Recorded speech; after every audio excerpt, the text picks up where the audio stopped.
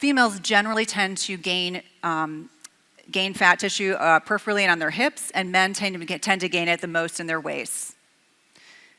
It's interesting.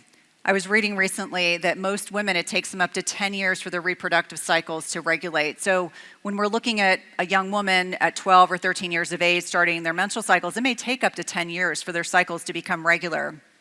And actually the research looks at their body fat has to be at about 17 to 22% for regular menstrual cycles. And for many young women, that may take quite a bit of time.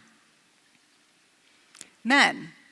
Big gender differences, more muscle mass with higher output, higher capacity for anaerobic metabolism. They have more bone mass. It makes sense. Generally, men are heavier. They have lower body fat.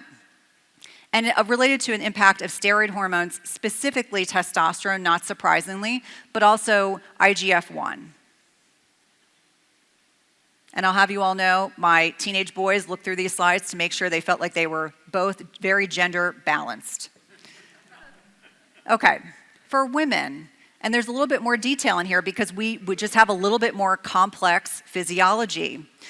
So I talked about why skeletal muscle is so important to maintain, especially north of 40, because there's something called sarcopenia. This is not unique to women. This also happens to men. It's muscle loss with aging. As you lose lean muscle mass, you become less insulin sensitive. That is why it's so important that you're getting enough protein, that you are even doing body weight. You need to be doing strength training exercises throughout your lifetime, even more importantly as we get older. So we know that skeletal muscle is very important for insulin sensitivity. We know that there are differences in muscle mass that allow for greater flow. So it's interesting, men have more muscle mass, so they're going to maintain more insulin sensitivity than women. And women in many ways, even though our muscles are a little bit more attuned to being insulin sensitive, until women start heading into perimenopause, the 5 to 10 years preceding menopause, and menopause, they maintain a degree of insulin sensitivity. It's as we get closer to menopause, and we'll talk about that in a second.